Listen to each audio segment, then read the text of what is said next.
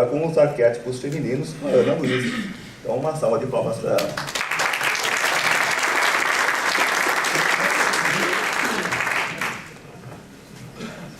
Boa tarde para todos. Obrigada aí, né, ao Cíntia, ao Henrique, todo mundo, a presença. Vamos ver se eu consigo contribuir um pouco para o conhecimento da gente hoje. Eu, como nas palavras do Henrique, sou bastante suspeita, né? Sou assim, junguiana de carteirinha. Acho que a publicação que Jung deixou é imensa, né? E como eu vou, no primeiro slide, para quem não está familiarizado, eu vou colocar um pouquinho dos conceitos básicos de Jung, porque eu acho que vão facilitar muito a gente a entender. Eu vou até comentar, na verdade, esse trabalho que eu vou apresentar hoje, ele está baseado nesse livro da Jeanne Bourlain, que é uma psicoterapeuta junguiana, né, muito famosa, assim, ela estuda muito e ela escreveu As Deusas e a Mulher e Os Deuses e o Homem. Então, para vocês saberem, é um paralelo que ela faz e é muito legal. E aí não interessa só a homens, só a mulheres, né, na verdade, não só porque a gente vai poder entender o cliente da gente, a cliente da gente, mas porque Jung disse, né, que homens e mulheres têm masculino e feminino em si, isso a gente está cansado de saber, né, as energias yin e yang estão presentes em tudo no nosso planeta, né, então, provavelmente no nosso universo. Então, entender esses arquétipos que estão nos influenciando, acho que serve para todos nós, né? Então, vamos lá. Eu gosto de começar contando um pouquinho, porque tem duas diferenças básicas, tem muitas, né? Mas são duas diferenças básicas entre Jung e Freud. Eu gosto de fazer essa diferenciação porque o sentido comum, né? A gente conhece muita coisa de Freud, muitas vezes conhece muito pouco de Jung. E enquanto para Freud, energia psíquica igual a energia sexual, para Jung, energia psíquica é igual a energia vital. Aquela energia, aquele quantum energético que a gente tem para agir no mundo, né? Porque a energia vital é o que nos faz agir no mundo. Então, para Jung, esse quantum de energia vital é a nossa energia, é uma expressão da nossa energia psíquica, né? Então, a forma como eu ajo no mundo, na verdade, está sendo dado pelo que tem na minha psique, né? E a segunda diferença básica, grande, é que para Freud, consciente e inconsciente pessoal. E para Jung, consciente é... Tá. E para Jung, consciente, inconsciente pessoal e inconsciente coletivo. E eu acho que foi esse o grande pulo, não, esses dois, na verdade, o grande pulo do gato. E eu costumo brincar que eu falo que se Freud tivesse sido um pouco menos arrogante, tivesse se aproveitado desses inputs do Jung, talvez a gente tivesse um conhecimento muito interessante. Como eles brigaram ali naquele momento, né, a gente teve o conhecimento muito compartimentalizado. E por que isso é importante? Porque, na verdade, assim, então o que Jung fala? Que tem uma parte do nosso inconsciente que não está restrito a nós, ao nosso corpo, ao nosso indivíduo. É uma parte do nosso inconsciente que está para além de nós. Então, como se uma parte da minha energia psíquica, que é o meu inconsciente, né, ela está no mundo. Uma parte da sua, da dele, do meu pai, da minha mãe, do meu filho. E essas energias todas que estão para além de nós formam o inconsciente coletivo. E para Jung, não só para Jung, se a gente for olhar e estudar, a gente vai ver que muitos mestres falaram isso, Buda, Cristo, disseram que o ser humano tem canais no cérebro que, uma vez abertos, se conectam com a consciência maior, né? E é mais ou menos isso que Jung falou. que na verdade eu troco energia com esse inconsciente coletivo. Então eu mando energia e eu capto energia. E com isso, na verdade, essa nossa energia vital, esse nosso quantum de energia psíquica, ele fica infinito. Se eu aprender a me comunicar com esse inconsciente coletivo. E aí, por que falar dos arquétipos e por que dos arquétipos femininos? Então, porque para Jung, todo esse conhecimento, desde sempre, né, gerado por todos os seres humanos que por aqui passaram, ficam acumulados energeticamente em nódulos, como se fossem nódulos energéticos, que são chamados os arquétipos. Então, eu não preciso ser mãe para ter uma ideia, uma percepção, um feeling, um sentimento do que seja ser mãe. Claro que a hora que eu sou mãe, isso muda muito. Mas eu consigo ter empatia com aquela mãe, mesmo que eu não seja mãe. Porque, de alguma maneira, a ideia do que seja a maternidade, eu consigo captar. O que seja a ideia da morte, do casamento, do sofrimento, da paternidade, e por aí vai. Então, essa é a base do que nós vamos ver aqui hoje.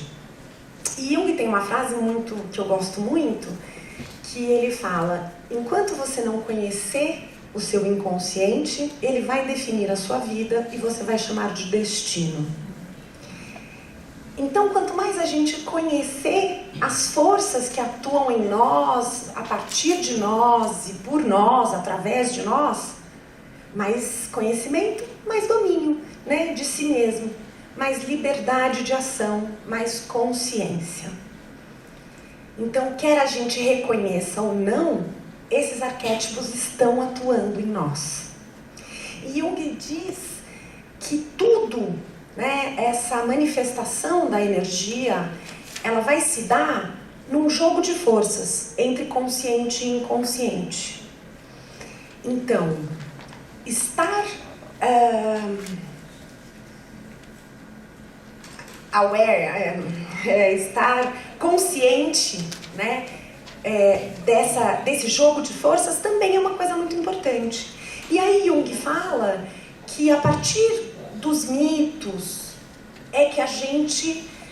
Ele fala da função transcendente, não vou entrar nesse mérito porque não é o caso, mas ele diz que os mitos são uma grande fonte de energia nesse jogo de forças, né? Porque a linguagem do inconsciente é simbólica. Então, quando eu estudo mito, eu como se eu fizesse uma ponte, uma tradução para o que está no meu inconsciente. E por isso a importância dos mitos, né?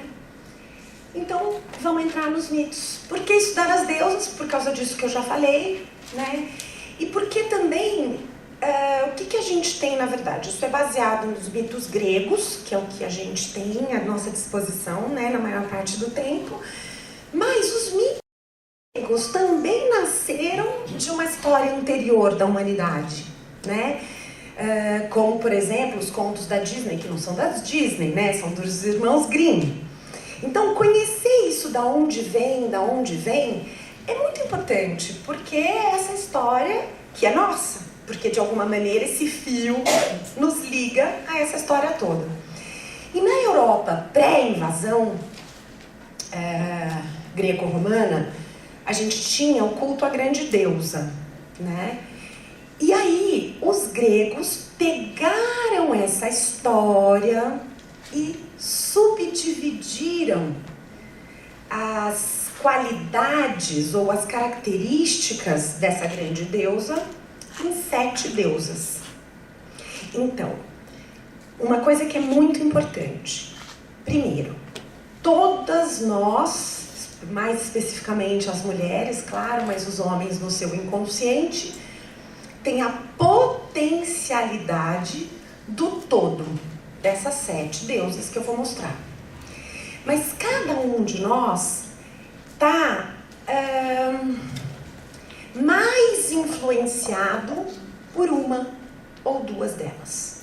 Então, claro, se fôssemos super evoluídas, teríamos na nossa expressão do cotidiano a totalidade dessas características que eu vou mostrar. Mas como, na verdade, a gente usa só uma pequenina parte da nossa energia psíquica no dia a dia, de forma consciente, a gente acaba sendo meio que a representação de uma delas. Então é importante, à medida que eu for falando, né, cada um ou cada uma ir refletindo, né, porque compreender aquela que nos domina, entre aspas, vai nos dar possibilidades de entender como é que eu saio desse monotema e amplio o meu espectro de atuação, né? E quando, por exemplo, eu me identificar com essa e mais essa e mais essa e mais essa, não se assustem, é assim mesmo. Porque, na verdade, à medida que a gente evolui, a ideia, o ideal, é que, de fato, a gente consiga manifestar todas essas energias, cada uma na hora mais apropriada, tá? Então, isso é uma coisa que eu queria dizer. A Shinoda, ela separa as 7 deusas em 3 grupos, tá? E isso é bem didático e é bem importante. Então, ela divide em deusas virgens, deusas vulneráveis e deusa alquímica, tá? Por enquanto, vamos ficar com isso. Normalmente, predomina em nós uma deusa, ou pelo menos conseguimos nos localizar com bastante facilidade num dos grupos, tá bom? Então a gente vai começar pelas deusas virgens: Ártemis, Atenas e Hestia. Hestia é das menos conhecidas e vocês vão entender por quê daqui a pouco. Qual é a característica das deusas virgens?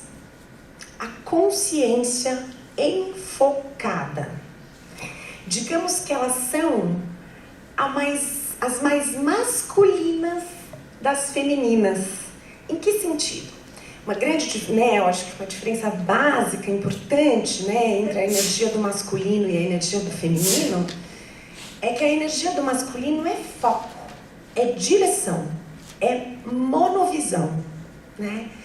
E das mulheres é a receptividade, a complexidade, né? Que o fato de podermos ser mães e gerarmos a vida, todas as questões hormonais, em suma, a gente é mais molinha, a gente é mais caótica, né? O homem fala assim, eu vou emagrecer. Ele emagrece. A mulher fala assim, eu vou emagrecer. Aí a amiga fala, mas só hoje, vai, vamos comer um docinho. Então vamos, né? Não é assim? E a gente tem muito mais dificuldade de foco, né? Então essa é uma diferença importante. Bom, então as deusas virgens, elas têm características de autonomia, de independência, de autossuficiência. Elas são focadas no que lhes convém, tá? Elas relacionam-se com os homens como iguais, né? Elas não têm uma coisa de se subordinar ou de se adaptar tão fácil àquele homem, tá? Legal, podemos passar. Ártemis, então, é a primeira. Ártemis é a irmã de Apolo, né? Irmã gêmea de Apolo, e isso diz muito sobre ela. Não vou ter condições hoje, pelo nosso tempo, de entrar em detalhe de cada um dos mitos, tá? Mas quando a gente lê o mito, fica muito claro. Vai dando insights, assim, muito importantes. Então é isso, ela é irmã gêmea de Apolo. Ela nasceu primeiro e ela ajudou a mãe a fazer o parto de Apolo, né? E ela é a parteira, ela é a grande amiga das mulheres. Ela é a deusa da caça, deusa da lua, né? E essa frase, que vocês vão ver que eu coloquei em todas, é porque quando eu quero ativar em mim o meu potencial Ártemis, essa é a frase sobre a qual eu medito. Então eu busco a energia de Ártemis em mim, falando essa frase em meditação: conserve-me centrada naquele objetivo distante. Ela é arqueira, né? Ela mira, ela foca e vai. Nada a distrai. As mulheres que têm Ártemis como um arquétipo predominante, normalmente elas são muito joviais, magras, elas são muito esportistas, elas gostam muito de estar na natureza, elas muitas vezes não se casam. Então, essa coisa da capacidade de concentração, da competitividade, do desafio é o que a move. E ela costuma muito ter trabalhos com mulheres. Ela é, então, de novo, a parteira, a amiga das mulheres, né? E quando o pai, né? O pai é uma figura muito importante para Ártemis. E aqui também, o livro é grande, o conteúdo eu super recomendo, é lindo de morrer, tá? Não daria tempo para eu me aprofundar, então eu vou dar assim rápidas pinceladas para nós, e aí para depois cada um quiser se aprofundar. Mas a Jeanne, ela fala então desse tipo, né, de predominância do arquétipo, e ela fala que, porque eu acredito, e Jung acredita nisso também, né, que quanto mais complexos nós formos, quanto mais inteiros, mais self seremos, né? Então, quando eu me percebo muito radicalizada, muito limitada numa energia só, é importante eu buscar caminhos para a minha evolução, para o meu crescimento. E é isso que é uma das coisas que a Jeanne propõe, né? Então ela fala que a Ártemis, quando ela está muito radicalizada nesse arquétipo, ela, na meia-idade, ela pode ter um sofrimento grande por não ter sido capaz de desenvolver um relacionamento, por não ter sido mãe. A questão da jovialidade para ela é muito fundamental. Então, quando ela se vê envelhecendo, podem ter questões psíquicas muito difíceis para ela, né? Então, o que a Jeanne propõe, né? Ela fala que deve uma mulher que se encontra num arquétipo predominante de forma mais radicalizada em Ártemis, ela precisa ampliar o seu foco. E daí ela fala, né, do mito de Atalanta. Atalanta estava... Hipômenes, desculpa. Ele estava apaixonado por Ártemis. E aí ele vai pedir a Afrodite que o ajude a conquistar Ártemis, porque ela escorregadia, ela nunca se casava, nunca se apaixonava, nunca se interessava por nenhum homem. Então, Hipômenes vai e Afrodite dá para ele essa solução. Tem essa corrida, que é a corrida de Atalanta, que Ártemis é sempre vencedora, ninguém consegue vencer.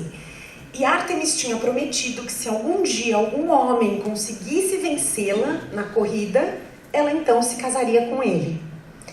E aí a solução que Afrodite dá para Hipômenes é as 3 maçãs.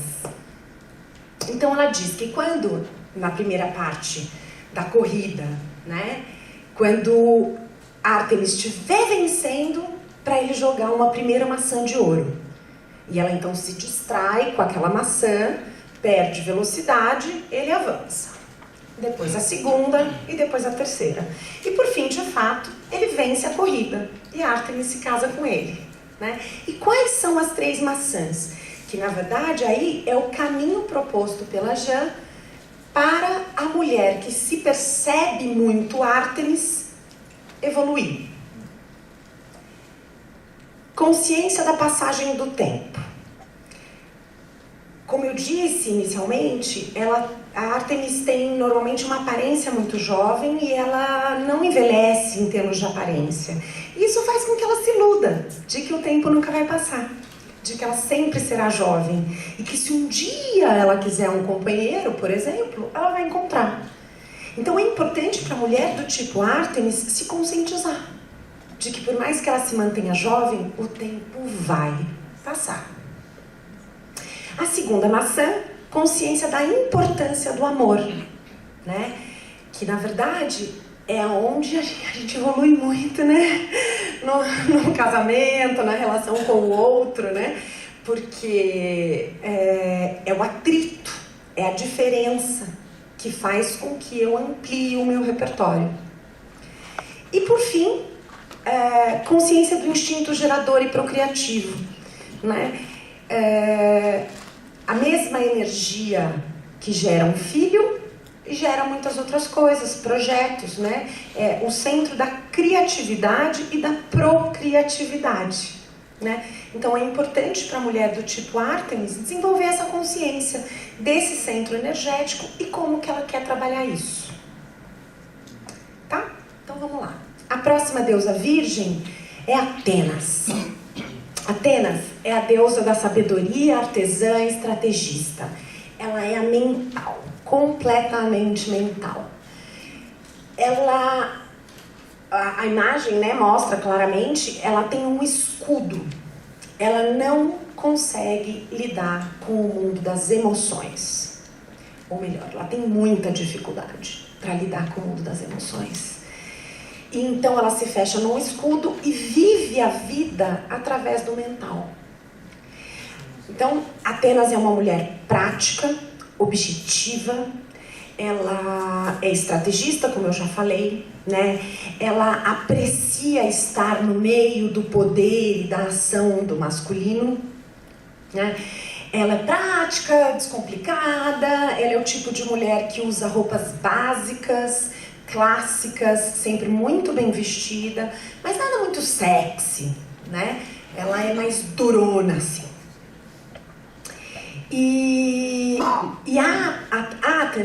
Atenas, desculpa, ela se casa, né? Diferente de Ártemis, ela tende a se casar, mas ela escolhe o parceiro como uma estratégia, né? Ela se casa com aquele homem poderoso por causa de A ou B, né? Então essa sempre é a relação. Atenas tem esse aspecto. E aí, de novo, né, para a mulher que se percebe muito focada nesse arquétipo, a Jean propõe alguns caminhos de crescimento. Porque, na verdade, a Atenas, ela não tem muitas amigas, ela não tem facilidade de ter amigas. E aí ela normalmente se fecha muito no casamento ou no trabalho, ela pode ser uma workaholic, né? Porque para ela é muito fácil lidar com a energia do mental, da estratégia. E aí isso, na meia-idade, pode trazer consequências psíquicas doloridas, né? Então a Jean propõe alguns caminhos. Então ela diz que para uma mulher do tipo A, Atenas, ela deve buscar trabalhar o lúdico em si, né?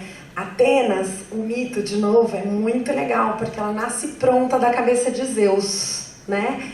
Então é isso, grande questão para uma mulher Atenas é o fato de que ela não teve infância. Ela nunca foi criança, ela nunca teve essa coisa lúdica, nunca foi uma coisa assim gostosa, brincadeira, ela não sabe brincar.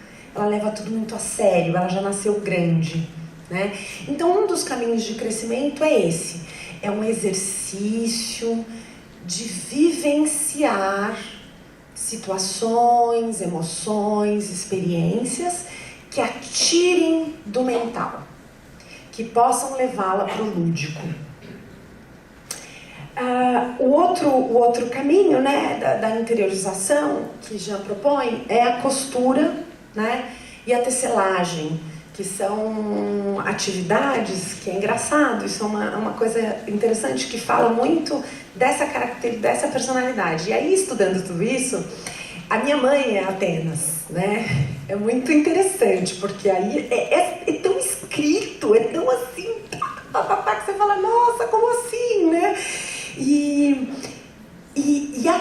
tecelagem e a costura, na verdade, elas são falsos lúdicos.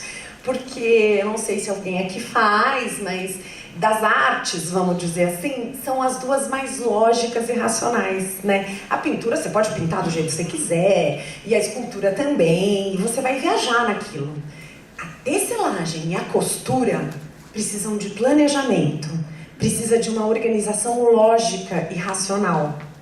Mas tudo bem, ainda que seja essa característica, ela ajuda a Atenas, desculpe de novo, a sair do mental. Porque toda atividade que ajuda a gente a focar a consciência, como por exemplo a costura, ou a tecelagem, o bordado, ela limpa a mente, ela tranquiliza a alma.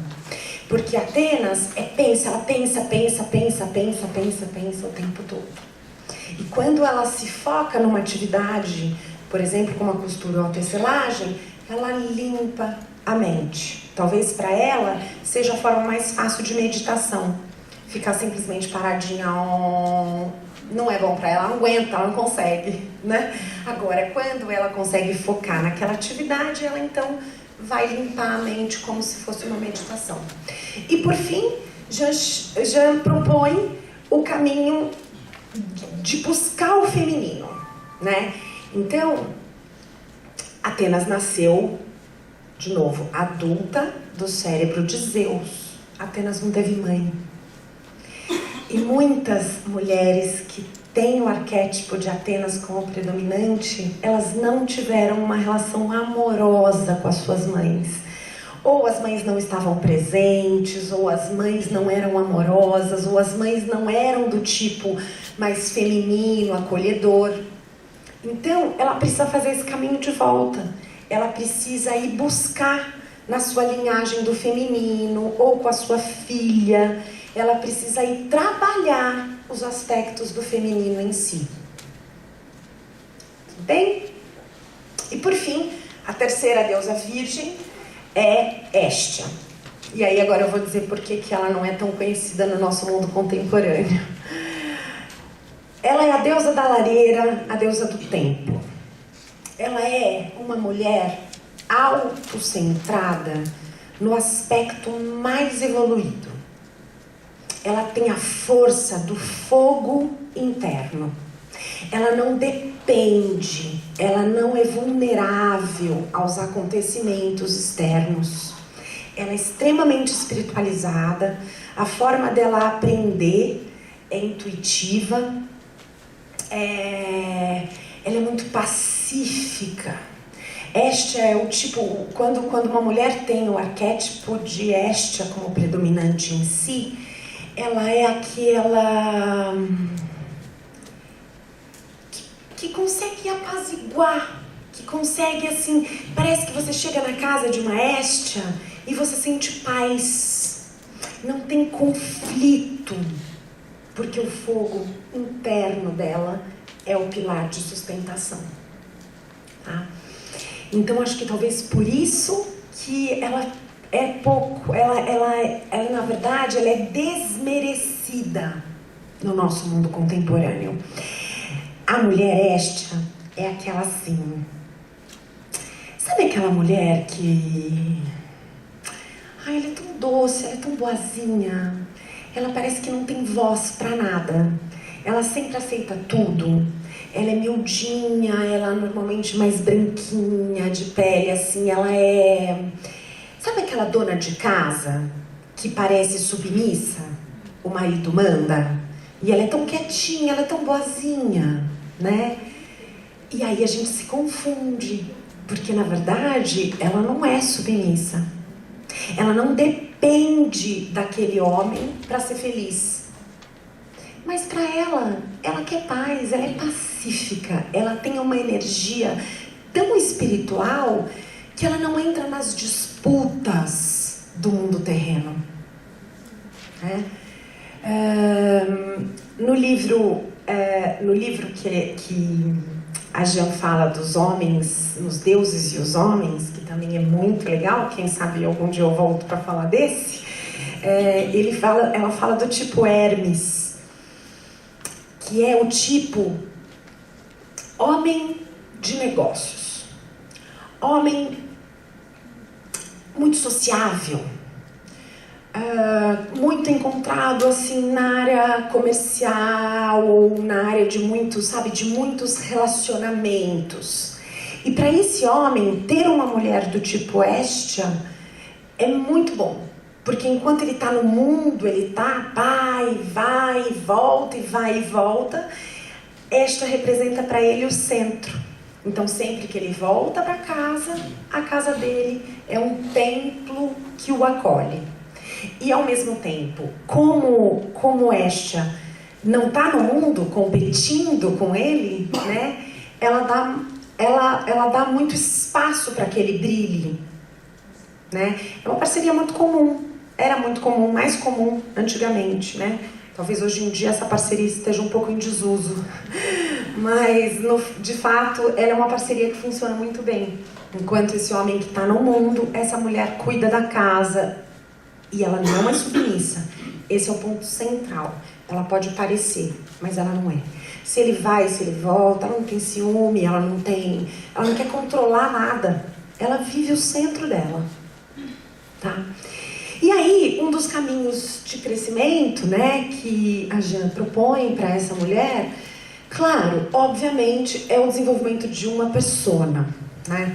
Persona, para Jung, é aquela parte de nós que interage com o mundo, né?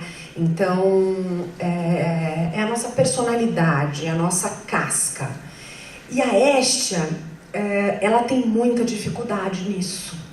Porque justamente, principalmente no mundo de hoje em que a gente vive, ela é muito julgada. Ela é fraca. Ela é submissa. Ela não tem uma vida profissional. Ela não faz nada. Né? Ela não nada.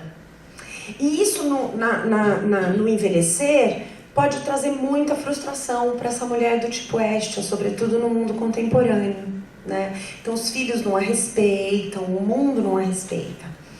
Então é muito importante para a mulher que se vê tendo como arquétipo predominante o arquétipo de Hestia, que ela busque fazer de fato alguns esforços no sentido de estruturar um pouco melhor essa sua personalidade para estar no mundo, né? Porque também muitos mestres falaram, né, que talvez o grande desafio do ser humano seja de fato o caminho do meio, né? Então nem tanto céu, nem tanto terra. É muito bom o fato de que ela é centrada, ela é pacífica e etc.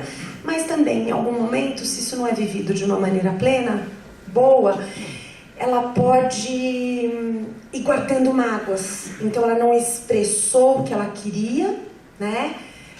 E aí depois ela fala, mas eu não sou nada, ninguém me respeita, eu não tenho voz, eu não fiz o que eu quis. E num desequilíbrio, talvez ela possa culpar esse homem ou culpar esses filhos que ela não foi nada na vida. Então ela precisa fazer esse trabalho de desenvolvimento. E aí ela pode, né, pedir ajuda aí da energia de Ártemis, que para ela é muito bom, né? A Atenas também, claro. E trabalhar, então, Hestia também é muito importante que ela trabalhe a sua energia do ânimos. Também não dá para aprofundar e explicar, mas só para vocês entenderem o termo. Jung diz que a parte feminina do homem se chama ânima. E a parte masculina da mulher se chama ânimos. Então, para Hestia, é importante que ela busque conhecer esse seu lado masculino, esse seu lado, né, esse seu ânimos. E se apoiar na energia do masculino para equilibrar um pouco esse pacificismo que pode se tornar uma passividade e que depois gera angústia e gera frustração. Tá? Bom, então essas foram as deusas virgens, né? Só reprisando assim para ficar bem marcado. Elas são consciência focada, têm características de autonomia, de independência e de autossuficiência. Tá? As deusas vulneráveis, então. Hera, Deméter e Perséfone. Os arquétipos da esposa, da mãe e da filha. Então, em oposição às deusas virgens, elas têm a consciência receptiva. Elas são vulneráveis. Especificamente aquela mulher que, não, eu vou emagrecer e amanhã ela já está comendo um doce, né? É bem a característica do feminino. Os afetos, as relações afetivas são o fio central da vida dela. De Hera, a esposa com o marido, de Deméter com os filhos, e Perséfone é um caso bem interessante, porque ela é a filha que em determinado momento da vida, quando ela faz um movimento, ela se torna a grande rainha. Então, vamos ver com mais detalhe essas deusas vulneráveis. Hera, arquétipo da esposa, deusa do casamento. Eu não estou falando todas as frases, né? Mas vocês estão lendo, acho que dá para todo mundo ler, né? E essas frases são interessantes porque justamente quando eu quero ativar em mim aquele arquétipo, eu uso essa frase em meditação, tá? Então a frase de Hera: ajude-me a desempenhar um compromisso e a ter confiança. E aí assim, né? Também é um arquétipo bastante em desuso, né? Uau, imagina, gostar de ser a esposa. Muitas mulheres até riem, né? Outras choram, talvez. Mas é uma energia muito linda, porque ela não é aquela esposinha, não. Ela é a esposa de Zeus. Ela é poderosa, ela é muito poderosa. E na verdade, a gente, sei lá, né? Vamos dizer que antes da década de 60, 70, era muito comum esse arquétipo, né? Tá presente nas mulheres. Elas se orgulham. Hera se orgulha de ter como foco na vida o seu marido. Ela se casa normalmente com homens muito poderosos, né? E é o prazer da vida dela, o que preenche isso. É cuidar do marido, é colocá-lo no centro das atenções, é fazer reuniões sociais para que ele apareça, né? E ela se dedica com muita firmeza nisso. E ela tem uma característica muito interessante para as mulheres, eu acho, sobretudo para as mulheres contemporâneas. Ela é aquele tipo de mulher que está do lado do seu homem para o que der e vier. Ela quer morar no palácio e ela vai morar, porque ela vai fazer desse homem um Zeus, tá? Mas se tiver que morar embaixo da ponte, ela vai. Ela é fiel àquele compromisso do casamento. Ela é dedicada ao casamento, a esse homem. Como descompensação, como tudo na vida, né? Se eu estiver muito radicalizada nessa energia, era aquele tipo de mulher que tem filhos, claro, porque isso faz parte do casamento, mas a prioridade é sempre do marido. Os filhos se queixam, às vezes, da mãe do tipo Hera, porque sabe aquela coisa, não tem um mimo pro filho? Seu pai em primeiro lugar? O bife maior do seu pai? Seu pai não gosta de estrogonofe? Então, assim, ela numa posição um pouco mais radicalizada, ela abandona os filhos em função do seu homem, tá? Caminhos para o crescimento. Hera quer casar. Ela quer casar. Ela nasceu querendo casar, né? E aí o que pode acontecer com Hera? Ela se casa muito cedo com o primeiro que quer casar com ela. E isso não vai ser bom para ela. Por quê? Porque como ela põe toda a sua potência no casamento, se ela tiver um casamento infeliz, ou, por exemplo, esse homem largar dela daqui a pouco, ela vai sofrer muito. Então é muito importante para Hera, para as mulheres que reconhecem em si um arquétipo predominante de Hera, refletir muito antes de casar. O casamento para esse homem tem o mesmo valor do que para ela, né? Esse, de fato, é o homem a quem ela pode dedicar toda essa sua energia.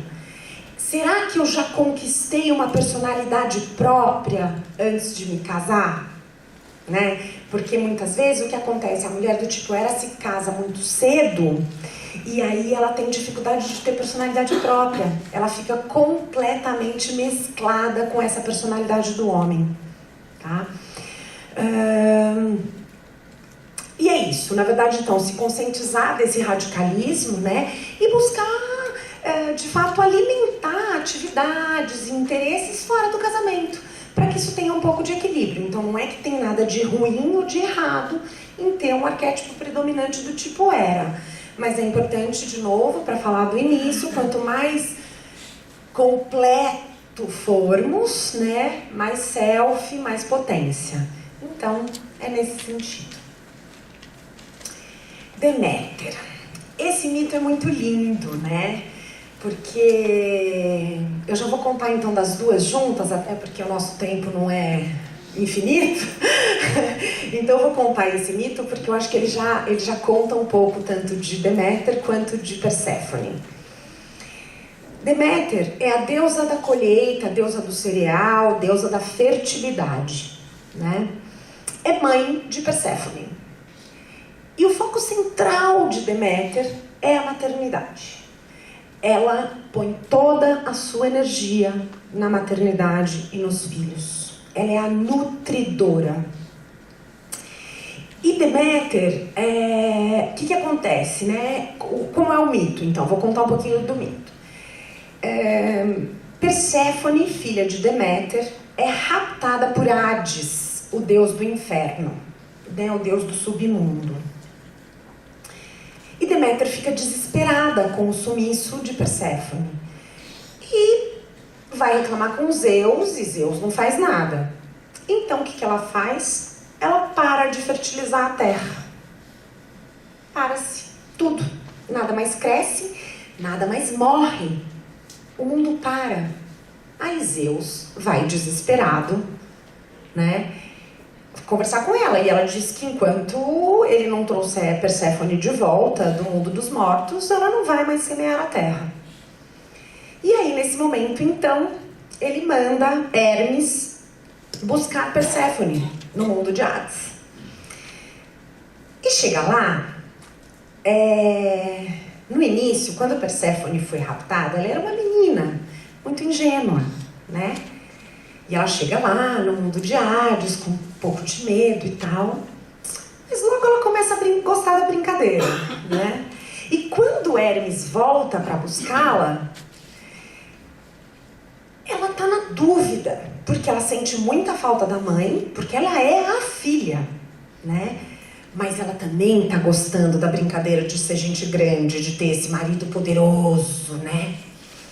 E daí, como diz o mito, que se ela comesse algo do submundo, então ela estaria marcada para sempre e não poderia mais se afastar dali. E o que ela faz? Ela, de propósito, come uma semente de romã lá no submundo. Bom, Hermes leva ela de volta para Deméter. Deméter volta a semear o mundo e tal, mas Hades negocia com Deméter, porque aí Deméter pergunta para Perséfone: ele te obrigou? Você comeu algo no submundo? E ela fala: ele me obrigou, ele me obrigou. E aí, a partir desse mito, diz que é quando nascem as estações do ano. No outono e inverno, Perséfone está com Hades no mundo dos mortos. E no verão, na primavera e verão, ela está na terra com Deméter, né? Então, é por isso que a gente tem as estações do ano. Ou tinha, é verdade. Ou tinha. Então, focando um pouquinho em Deméter, é isso. Ela, ao contrário de Hera, é aquela mãe que depois que é mãe, abandona completamente o marido. Sabe? Ele foi só aquele que proveu a semente para ela ser mãe. Pronto. Agora, ela não acha mais a menor graça no casamento. Esse homem fica jogado de escanteio e a energia dela é 100% para os filhos. Ela é uma mãe acolhedora, protetora, carinhosa, nutridora. É uma característica muito legal. como tudo na vida, quando em desequilíbrio, não tá legal. Ela pode ser aquela mãe que sufoca, aquela mãe que ameaça, que faz chantagem emocional cada vez que esse filho quer crescer e sair um pouco das barras da saia, né? Que foi como ela fez com Perséfone, né? E o caminho para o crescimento. Isso é muito legal, porque Deméter, ela cuida muito do outro, mas ela esquece de cuidar de si. Então é aquela típica mulher, sabe, que não tem muita vaidade, que é meio largada, né? Porque o que importa é cuidar da cria. Ela faz tudo pelo outro e nada por si. Então o grande desafio para a mulher que se percebe radicalizada na influência do arquétipo de Deméter é tornar-se a sua própria mãe. Aprender a fazer por si mesma aquilo que ela faz pelos filhos, tá? Em suma, ali tem uma coisa típica, né, da mulher do tipo Deméter, que é na meia-idade, quando os filhos começam a sair de casa, esse casamento já faliu, e ela não tem o que fazer da vida, porque ela não construiu uma profissão, ela não tem amigos, ela não tem mais esse marido presente, e aí ela se desespera. Então, esse é um ponto super importante de ficar atenta. Quando eu percebo em mim uma energia predominante de Deméter, cuidado, né? Vai buscar caminhos para renovar essa energia e poder estar no mundo com outros interesses que não seja apenas os filhos, tá? Podemos ir. E aí, Perséfone? A Perséfone, o que caracteriza fundamentalmente a mulher do tipo Perséfone é a dualidade. Porque, na verdade, ela é duas em uma mesmo. Ela não perde. Ela é dominada por essa mãe. E ela é a menina submissa. Tanto que ela não tem assim, ela não tem a maturidade, ela não tem a coragem de dizer pra mãe que ela comeu a romã. Ele me obrigou. Num sentido mais extremo dessa personalidade, é justamente aquela que nada é culpa dela, sabe? Tudo é culpa do outro. Ai, coitadinha de mim. Então ela foge dos problemas a partir disso. Ela quer continuar se tornando sempre essa vítima, essa menina que precisa ser cuidada. Ela se isenta de responsabilidade sobre a própria vida, né? Agora, ela é muito jovem, ela tem uma coisa muito bonita, muito sedutora. São mulheres que têm uma tendência a não envelhecer assim mal, digamos assim. Ela fica jovem até e bonita para sempre. E aí, onde que está a dualidade, né? Porque assim, quando ela tem uma coisa importante que eu esqueci de falar que eu vou colocar. A Perséfone é o que a Jan chama de mulher do tipo ânima. Sabe aquela mulherzinha que se o homem gosta de feijoada, ela também gosta? Se o homem gosta de futebol, ela também gosta? É típico de Perséfone. Ela se adapta, ela se apaga. Ela vai ser a projeção que o homem fizer dela. No primeiro namorado ela é assim, no segundo namorado ela é assado. Então ela chama de mulher ânima, porque é aquela mulher que assim é o desejo, né, inconsciente de todos os homens, entre aspas, isso, né, lógico que não, é uma brincadeira, mas é essa mulher que ela se deixa projetar pelo seu homem, e ela se torna o objeto do desejo dele, tá? E aí o que pode acontecer, né, num caminho negativo, vamos dizer assim, no desequilíbrio, ela sai do domínio da mãe e passa para o domínio do marido. Ela nunca vai sair desse papel. Ela passa a ser filha do marido. Ela nunca se estrutura profissionalmente. Ela mal dá conta da casa e dos filhos. Ela liga para o marido 20 vezes no dia. Ai, amor, ele chorou, o que eu faço agora? Acabou a fralda, o que eu faço agora? Ai, o menino machucou o dedo, e agora? Sabe, esse tipo de mulher, ela não cresce. Ela tá sempre na dependência. E na evolução positiva, que é o grande lance aí da Perséfone, porque vamos lembrar, ela foi raptada por Hades. Ela comeu a romã no mundo dos mortos. Então, dentro dela, ela tem um potencial de desenvolvimento enorme. E se ela trabalha isso, ela vai se tornar a grande rainha do inferno. Então, ela vai explorar todo o seu potencial intuitivo, de espiritualidade. Ela pode, inclusive, seguir carreira, por exemplo, em psicologia. Ela tem uma coisa de vidência muito forte, né? Se ela fica naquele papel, pá. Se ela cresce, amadurece, então ela se torna uma mulher muito poderosa, muito rainha mesmo. Então, caminhos para o crescimento, como eu disse, é tomar cuidado com esse casamento, né? Como se o casamento fosse a salvação da mãe. Ela fica inconsciente, ela não tem consciência, claro, né? E aí, ela sai da mãe e vai para o marido e ali ela permanece. Isso é muito ruim para ela. Tá bom? Vamos lá, que eu tenho 10 minutos. Deusa alquímica. Ah, meu Deus, Afrodite. Deusa do amor, da sensualidade, da beleza, né? Poderosíssima. Ela junta as duas características. Quando a mulher percebe em si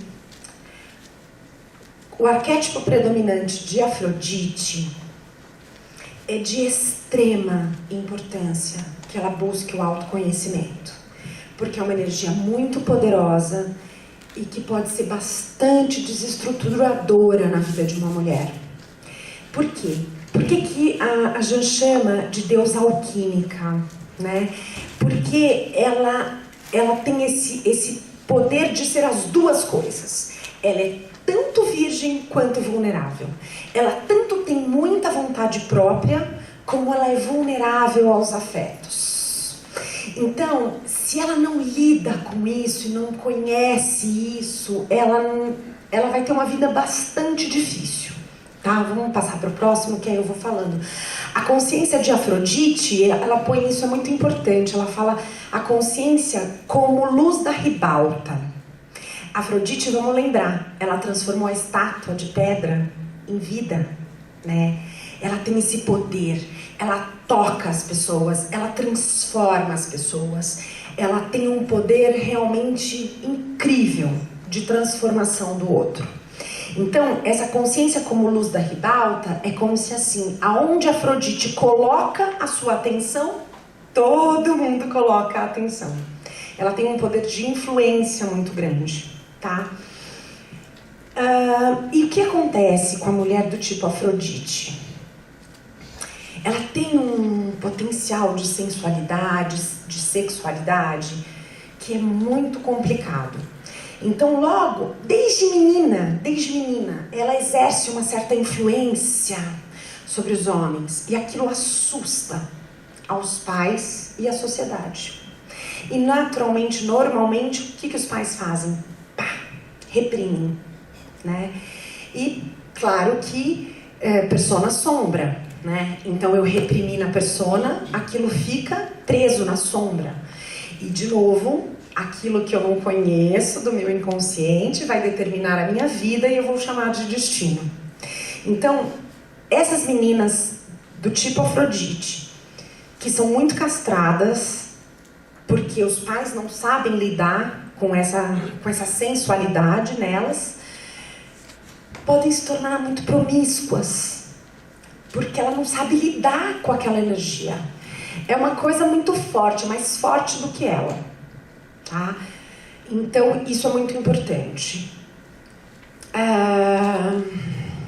Um casamento monogâmico e duradouro é muito difícil para Afrodite. Ela acaba atraindo homens que não são bons para ela, porque eles se apaixonam por essa energia dela, mas eles têm medo dela. Então eles a maltratam, eles a abandonam.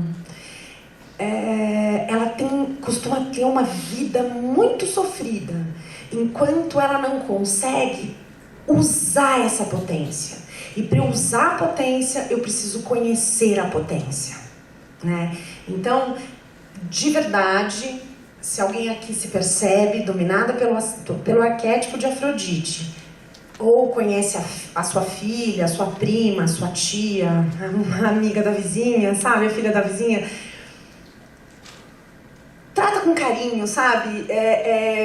Leva pra terapia, indica terapia, conversa. Porque, de verdade, é um potencial maravilhoso pro mundo e que muitas vezes se perde. Porque ela não consegue dar conta disso e a sociedade bagunça mais ainda a vida dela.